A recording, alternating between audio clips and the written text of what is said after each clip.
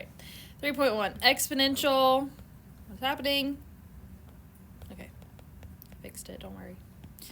Exponential and logistic functions.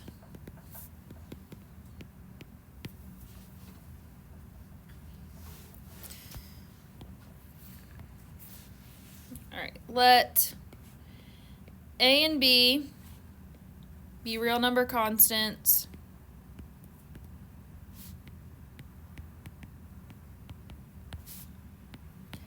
An exponential function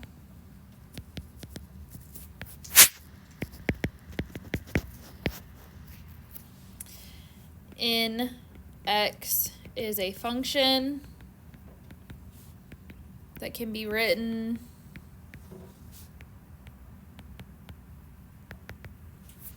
in the form f of x equals a times bx, or sorry, a times b to the x, where a is non-zero, b is positive, and b is not equal to 1. The constant a is the initial value of f,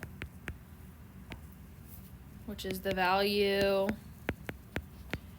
at x equals 0, and b is the base.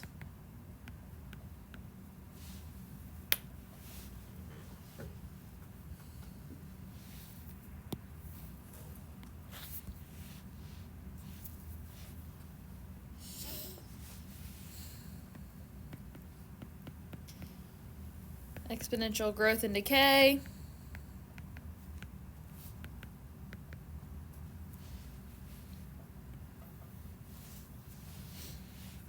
For any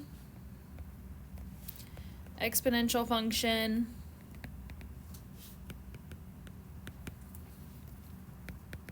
f of x equals a times b to the x, and any real number x,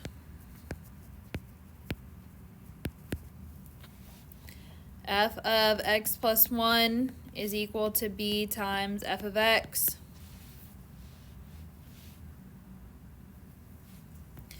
If a is greater than 0 and b is greater than 1, the function f is increasing and is an exponential growth function.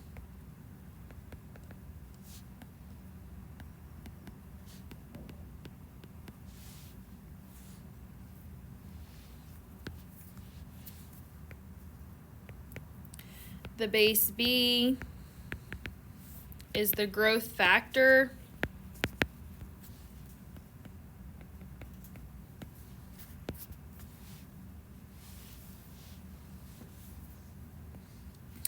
but if a is greater than 0 and b is less than 1, f is decreasing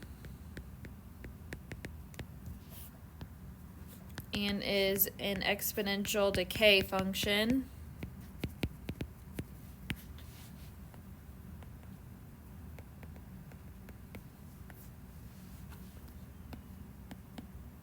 The base b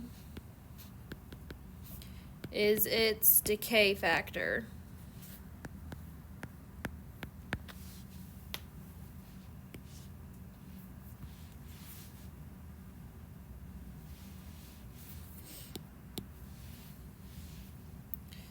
So just a quick little sketch of what these look like.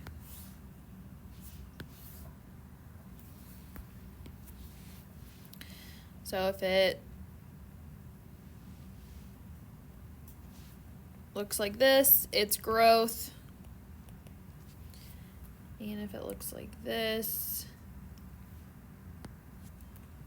it's decay.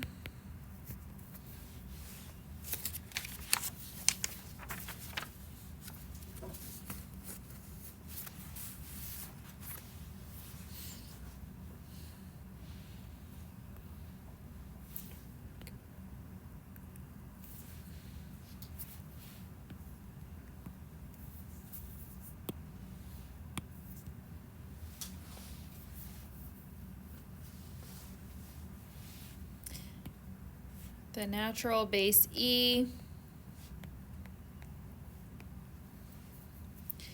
E is equal to the limit as x approaches infinity of 1 plus 1 over x raised to the x.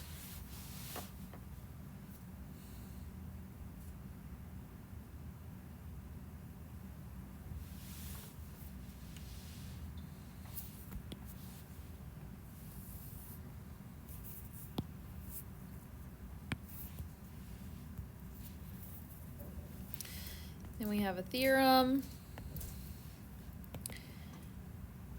for exponential functions.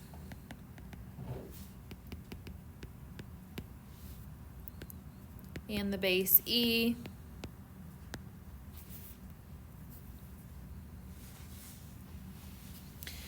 Any exponential function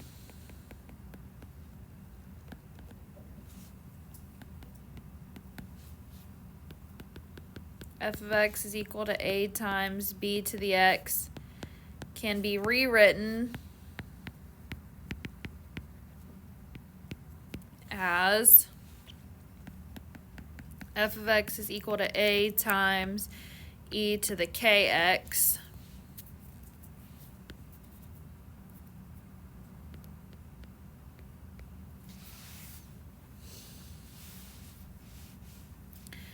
for an appropriately chosen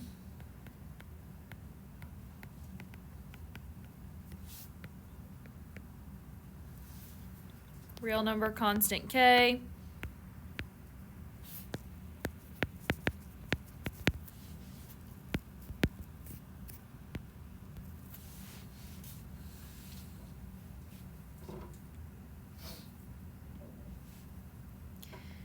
if a is greater than 0 and k is greater than 0, f of x is equal to a times e to the kx is an exponential growth function.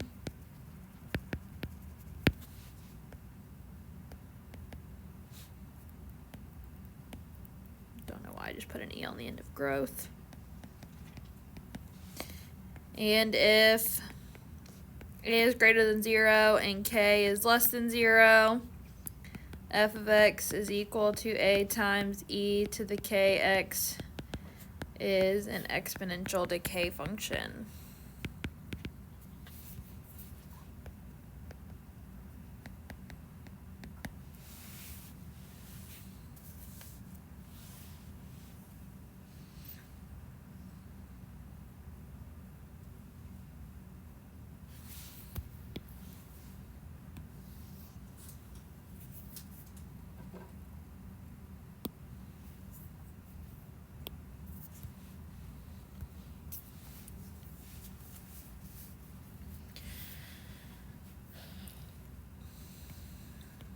A logistic growth function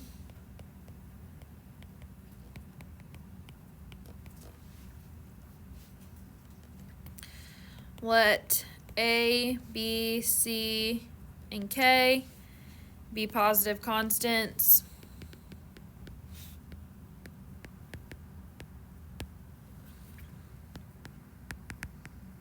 with b less than 1. A logistic growth function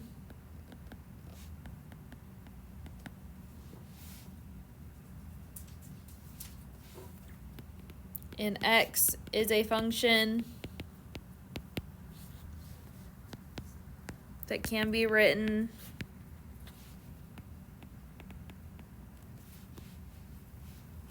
in the form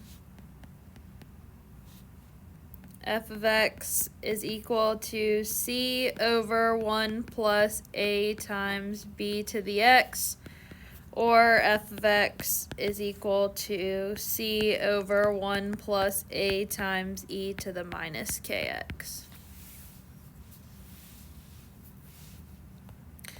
Where the constant c is the limit to growth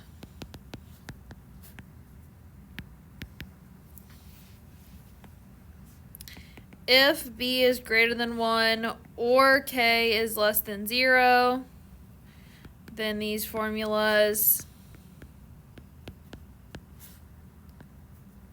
give logistic decay functions.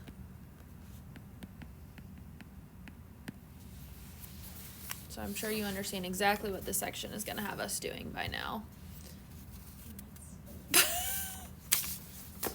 Not really. Well, I mean, yes, partly, but not really.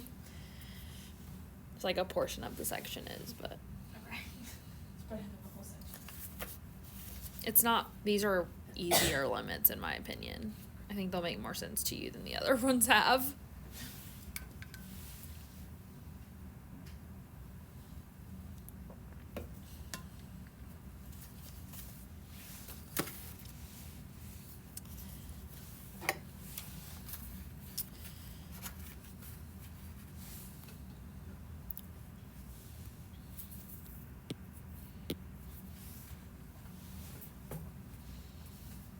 I did have a notes video. I just forgot to give it to y'all yesterday. That's why we had new notes today.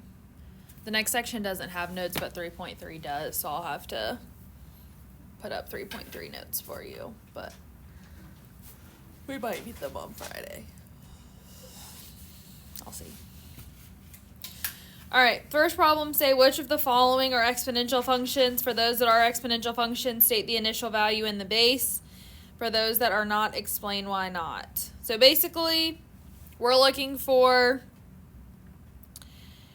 stuff that has a variable in the exponent, or it can't have a variable as a base. So basically it needs a number as a base and a variable as the exponent for it to be exponential. So 2, y equals 3 to the x. Is this exponential? Yes.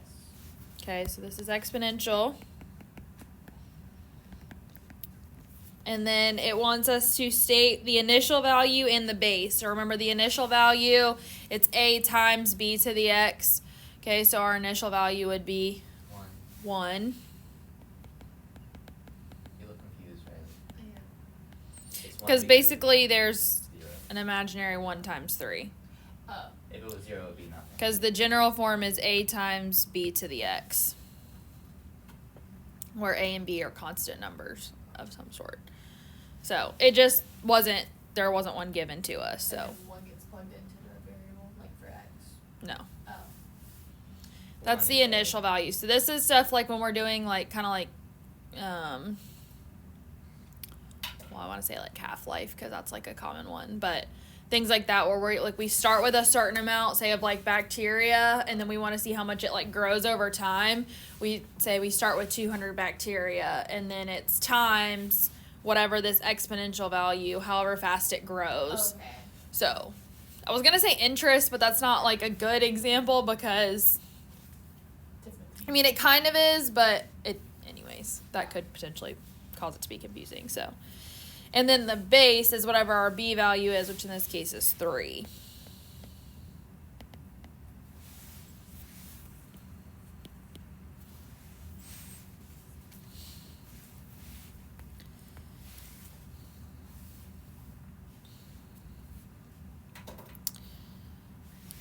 Number 4, y equals 4 squared.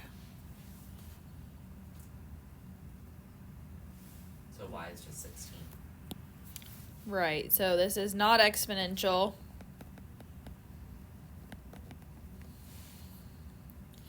It's a constant function.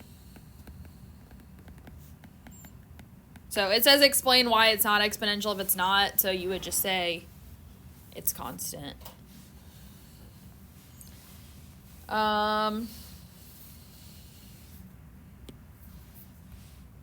Let's see, 6. Y equals x to the 1.3.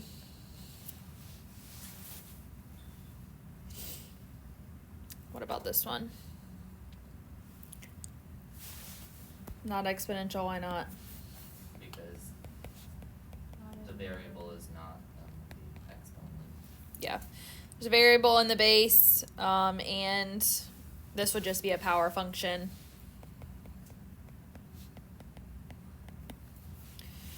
Now, if it was just like, say, x to the 5th or something like that, we would just say it's a monomial function. Basically means it's just a function with one term.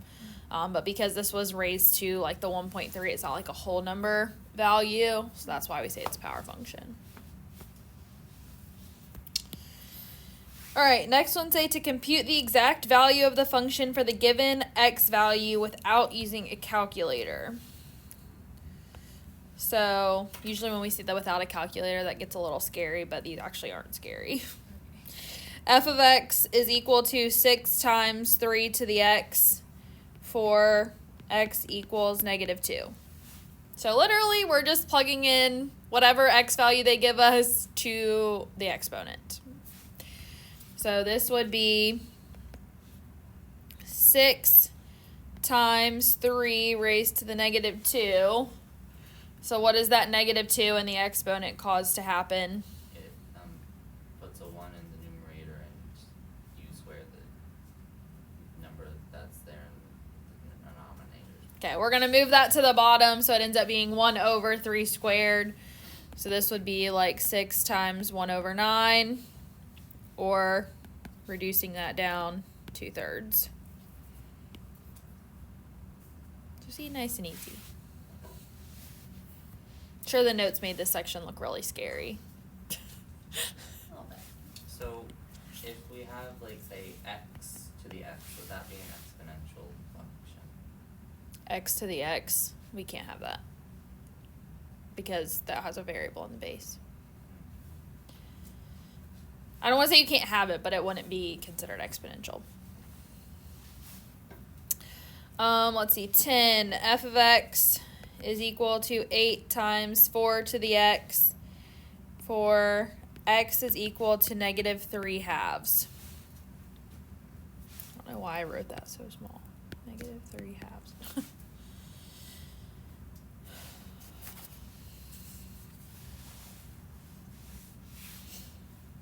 So obviously this is going to require us to remember a little bit about exponents that we haven't probably done in a hot minute. So this is 8 times 4 raised to the -3 halves. So if, let's just say right now that it wasn't a negative, what does the 3 halves tell me that I'm going to be doing? Cube it and square root. Yeah, so I would typically do the square root first just because it makes your life easier, because I would rather take the square root of 4 than cube that instead of cubing 4 and then trying to take the square root of that. Now, obviously, this isn't really that scary of a number, but some are. So, and then the only other thing that's happening is it's going to move it to the bottom because of the negative. So we've got 8 times 1 over and then 4 to the 3 halves. I'm just going to do this. This is 1 over 4 to the 3 halves. And then that way I can try to not write so much down here. So square root of 4 is 2. 2 cubed is 8. So this is 8 times 1 over 8, also known as 1. It's probably like the best math we've done all year. I mean, it looks scary, but then once you get to the answer, it's nice and happy. All right, these next ones are gonna look a little scarier, but it's not that bad. In exercise 11 and 12, so I'm gonna do 12 for you, you'll do 11. Determine a formula for the exponential function whose values are given in table 3.6. So what I would say is I'm gonna go ahead and write just the part of the table I need. Whenever you do yours, I would just write the part of the table you need, because it's basically got an x value, then it's got f of x, and it's got g of x. So I'm just going to do x and g of x. But if you want to like leave room to write in your f of x later to not have to write it all again, you can. So 12 wants us to find a formula for g of x, or basically write what the exponential function is for g of x. And so what we do is we start with a table. So it's got 5 rows. So I've got x from -2 to 2, And then g of x is 108, 36, 12, 4, and 4 over 3. So a couple things I like to look at. What does it kind of look like is happening as my x values get bigger? What happens to the function as a whole? It gets smaller.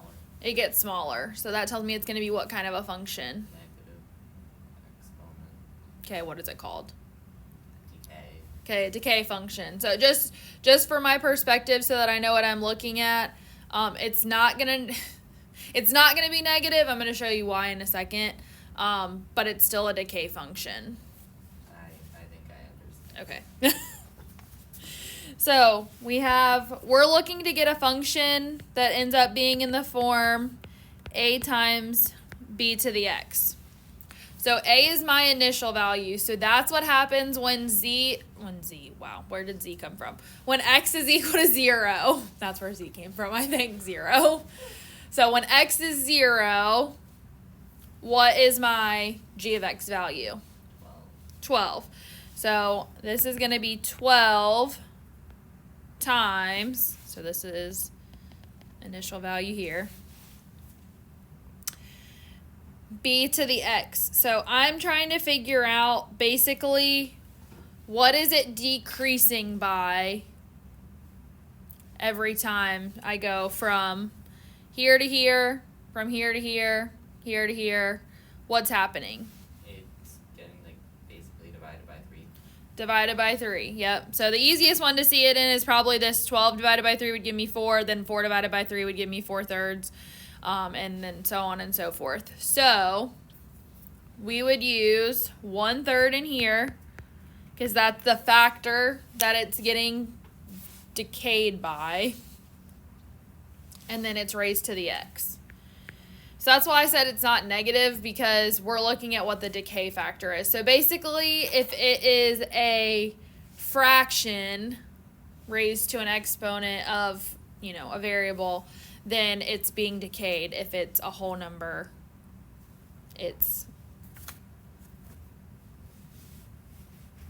a growth function. Is the easiest way to think about it. So my g of x function would be this right here. So do we just take the number that it's being changed by? Yeah, so either multiplied or divided by. Yeah. Okay, and then put that under 1. So if this had been the opposite way, so as x gets bigger, we're looking at what happens. Is the y value getting smaller, or is it getting bigger? And that's going to tell if it's growth or decay. And then we're looking as we go from here to here. So 108 divided by 3 gives me 36. 36 divided by 3 gives me 12. But let's say the numbers had been reversed and this was -2 down here, this was +2. I would say, well, it's growing by a factor of 3 every time. So it would have been 12 times 3 to the x if it had been reversed. Okay.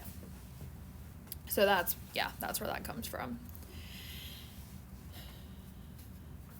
And I don't normally end up putting one like this on your quiz or your test, but it's good to see it, especially this year with it, because obviously I've never had it be AP before. So they could potentially give you something like this and ask you to write what the function, or based on the functions given as a multiple choice question, what the function would be.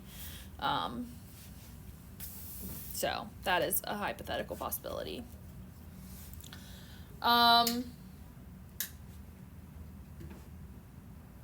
I'm going to skip over the part of graphing and transforming these graphs, because I haven't looked enough into the AP stuff yet to see if we're going to need to be able to transform these graphs, and exactly what is happening. My best thing I would tell you with exponential functions, these are the easiest functions to plug values in and graph them. When I taught Algebra 1, I was pick 4 or 5 values and create a table like this and then just graph the values. And that's the easiest way to graph them. I'm not worried about you being able to say how you transform it, just be able to plot points basically. So that's what I would say for right now. If it looks like it's going to be other stuff that they're asking us, I'll come back to it. but I want to try to get through this stuff as, quickly as possible, basically, so that we can move on before Christmas. So, the next stuff, see if we can get through it. I don't know if we will or not, but state whether the function is an exponential growth function or an exponential decay function and describe its in behavior using limits. So this is where the limits come in, but it's in behavior again. So basically we know what these functions look like. They either look like this or they look like this. And so basically as x goes to infinity or negative infinity, where's it going? Your options are pretty much 0 or infinity.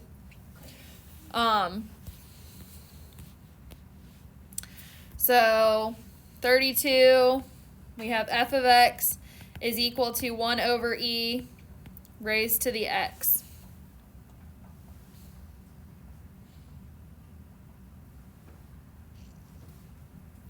So this is 1 over e raised to the positive x. So that looks pretty similar to the one we just had up here. So what kind of function is this going to be? Decay.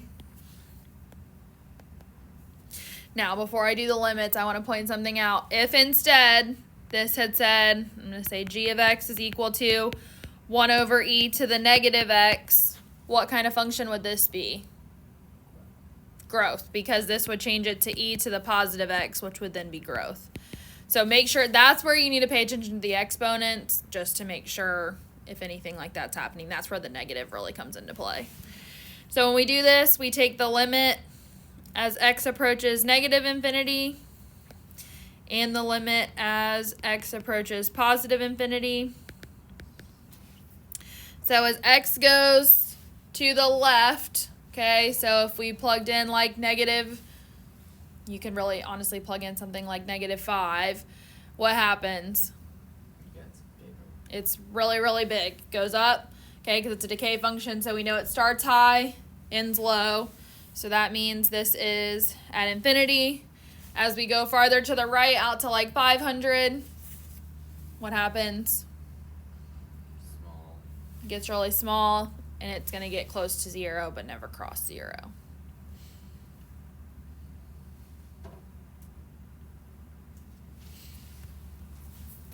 One more. I think we can fit it in, and then we're done. All right, f of x is equal to 0.75 raised to the negative x. So 0.75 as a fraction would be what? 3/4. Okay, so I like to think about it as a fraction because I think it's easier to see if it's growth or decay that way. So this would be the same as f of x is equal to 3 over 4 to the negative x. Because of that negative exponent, what is going to end up happening? Okay, so it's going to end up being a what function? Growth. Okay, so this is going to end up being 4 over 3 to the x, which is going to be a growth function. And so the limit as x approaches negative infinity is going to be what? So as we go really far to the left, yep, 0, and then the limit as x goes to infinity. So as we get really big on x to the right, what happens? It goes up to infinity. All right, I'm going to go ahead and write the problems on here. We are going to start the next section tomorrow, but this homework isn't going to be due till Friday, technically. But if you want to knock it out tonight, you can. But the next section, I think, is kind of just a continuation of this, more or less. It's modeling, so it's basically doing the word problems with this, so that's why there's no notes for it. But they seem complicated. It's probably a little harder than this, but they're not that bad.